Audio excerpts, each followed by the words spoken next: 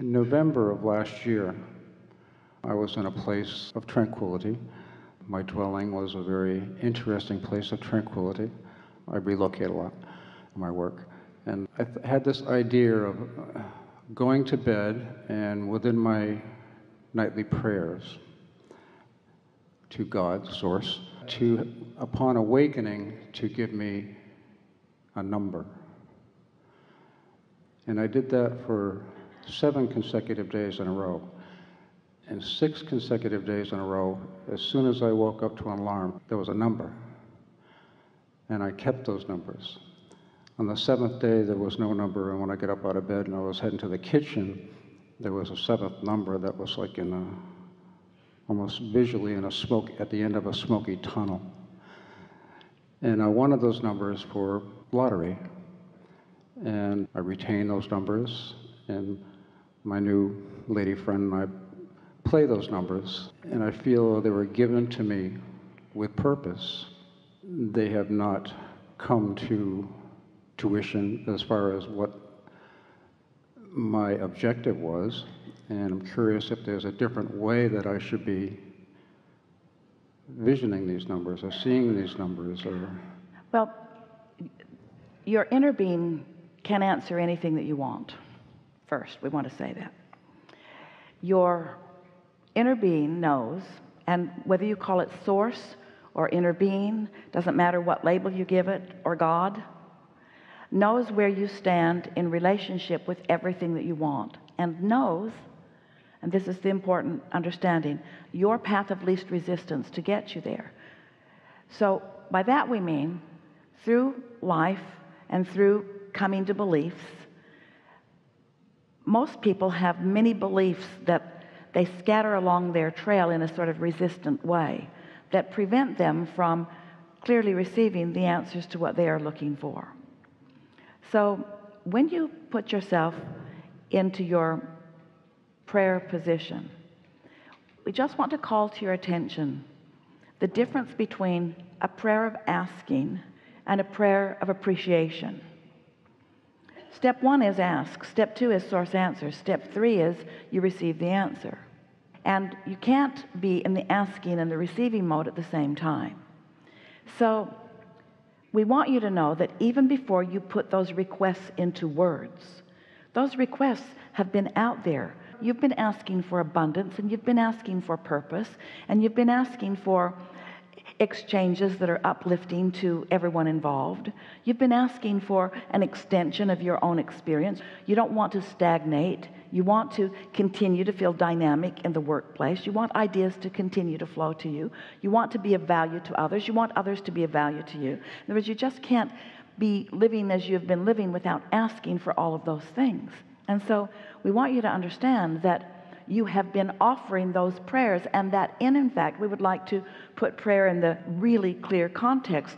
Prayer is anytime you are vibrationally putting anything into the vortex. You are asking, and we mean that in the way that you are praying. But the question isn't, are you praying, are you asking? And the question isn't, is source answering? Because the answer to both of those questions is emphatically yes. You are asking, whether you want to call it prayer-like or not, it is. And source is answering. But what are you doing about being in the receptive mode? Well, you're very wise, because when you first awaken in the morning, that is when your likelihood of being in the receptive mode is the greatest. The thing that we want to sort of calm the waters in you around is that if you can accept that everything that you're asking for is being answered, but don't ask for some literal and direct, in this moment, translatable. In other words, we're talking about all of the journey that is putting things into the vortex, all of those prayers, and we're talking about all of the journey that is source answering them, knowing where you are in relationship to everything you want. We're talking about law of attraction, gathering and building the momentum of that, and then most important, we're talking about you finding a way to consistently, chronically be in the receptive mode so that you can translate that vibration into the physical equivalent. So you're very right in wanting to translate it literally. We're not wanting to discourage that process at all. We just want you to understand that you are in the receptive mode much more often than just waiting for that number to appear to you in the morning. Things like the timing, things like the timing of where you go, of where you buy your ticket. There's much more to it than just having the number in your mind. You see what we're getting at? And so we would like to call all of you to the attention of this. You all have the ability to win the lottery, specifically and figuratively, all day, every day, by being in the receptive mode and receiving the clues or the guidance that your inner being is giving you about each and everything that you are praying about. There is nothing that Source does other than know where you are in relationship to where you want to be and feed a constant stream, not just one number every morning. It's a constant stream of guidance. And as you tap into that stream of guidance so that you're just feeling it, you feel moved by it, because when you ask, it is given, and it is literal, but you're the one who has to translate the vibration into the literal, you see. So it's the consistency of that. Hopefulness is not knowing. It's a different frequency. Doubting is a really far frequency from the knowledge that Source holds. Hoping is closer, but it still has resistance in it.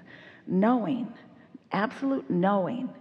So in time, what happens is you just know that the clues are there. You just know that the guidance is there. And you follow enough of it, and you see the evidence of it. And we're not talking about big multi-million-dollar lottery winnings only. We're talking about all of the impulses that you receive all the way along, so that you can win the lottery of rendezvousing with that smile, or with that comment, or with that person, or with that memory, or with that good feeling, or with that knowing, you see.